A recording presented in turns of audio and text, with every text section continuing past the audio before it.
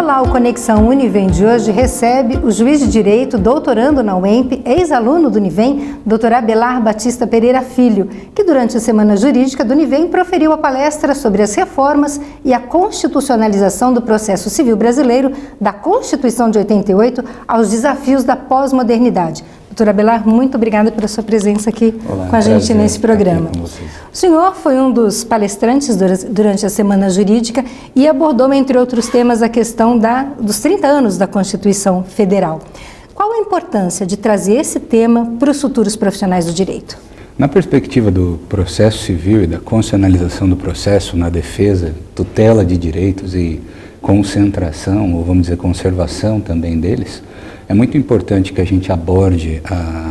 as mudanças que a Constituição teve quanto à sua interpretação, fenômenos como a mutação constitucional, o ativismo judicial, a idealização e efetivamente agora a normatização dos precedentes, para que a gente avance na proteção de direitos, na efetivação de direitos, que é o outro lado da proteção ao sagrado direito de defesa, porque a Constituição, ela tem a possibilidade de ser interpretada e reinterpretada de acordo com os avanços da sociedade em geral, por vezes tendo de ter seu texto modificado, outras vezes sem modificação do seu texto. E é importante que nós, profissionais do direito, obtenhamos pelo menos a noção dos limites, né, objetivos e subjetivos de como fazer, de forma a integrar o direito e buscar a aplicação madura da tutela jurídica, da tutela jurisdicional no Brasil, sem um choque efetivo e evidente de armas que não tenham outras finalidades que a proteção da sociedade de modo geral.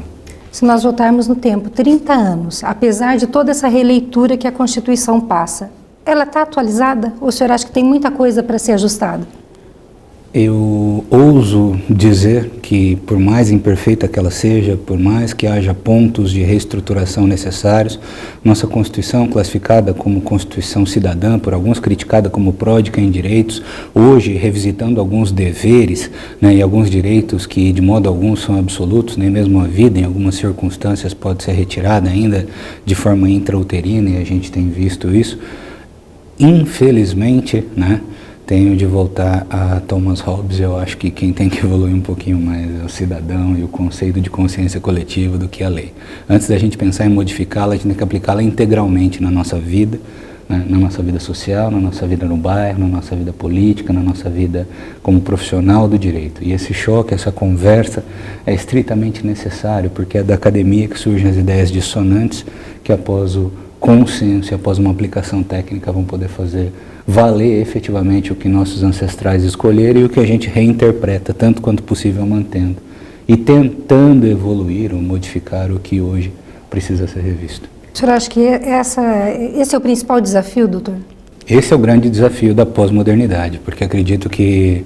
a nossa Constituição, concebida antes da queda do Muro de Berlim, antes da queda da União das Repúblicas Socialistas Soviéticas, né, sobre o ufanismo do estado de bem-estar social, que nem de longe deve ser abandonado, né, porque sou um entusiasta do Estado não mínimo e não do Estado total provedor, mas do Estado que dá justiça social, inclusão e ética emancipatória às pessoas. Eu acredito que ela sofreu muitos golpes e se manteve em pé. Então eu acredito que a nossa Constituição ela tem tido um período muito grande, muito bom de vigência, e o grande desafio da pós-modernidade, que é enfrentar a mudança dos conceitos e a mudança dos valores que surgiu depois de tudo isso, da década de 90 e da primeira década de 2000, é também, de certa forma, o sepultar do homem industrial do século XIX e descobrir os direitos e os limites do ser humano de consumo, para a gente não falar em gênero, no século XXI. O senhor, como ex-aluno da casa, ex-aluno do Univem, qual mensagem que o senhor dá para esses futuros profissionais? Muitas vezes, sobretudo quando você entra em uma casa dessa grandeza muito novo, você só tem noção do que ela vai representar para você, da expressão que ela tem na tua vida, da importância que você tem enquanto, vamos dizer, hospedeiro do DNA de homens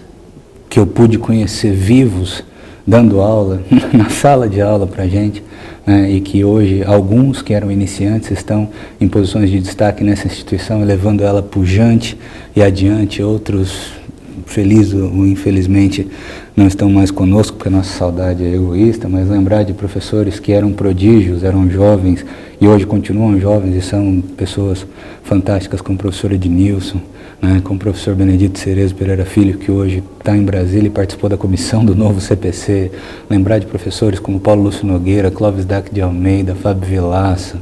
sabe, professores Cacá Barose, a responsabilidade de dar uma palestra para esses alunos, né, trazendo em si o DNA de tudo que você incorporou e que aprendeu com homens dessa envergadura, desse Jaez, outros que eu não cheguei a pegar, como Paulo de Lara, Damásio de Jesus, né, mas que aqui estiveram, a professora Iara, uma professora fantástica. Então, a gente só percebe a importância da instituição que fez parte da gente, que fez a gente crescer, muitas vezes com maturidade. Então hoje para mim é um dia ímpar, é especial demais estar aqui na instituição que me formou, que me fez nascer para o direito. Muito obrigada pela sua participação. Conexão Univem mais uma vez agradece aqui a presença do juiz de direito, ex-aluno aqui do Univem, Dr. Abelar Batista Pereira Filho. Conexão Univem, como o próprio nome diz, quer ser um elo entre você, aluno, e o centro universitário. Sugestões, perguntas, manda para a gente pelo e-mail conexão@univem.edu.br. Obrigada pela sua companhia e até o próximo Conexão Univem.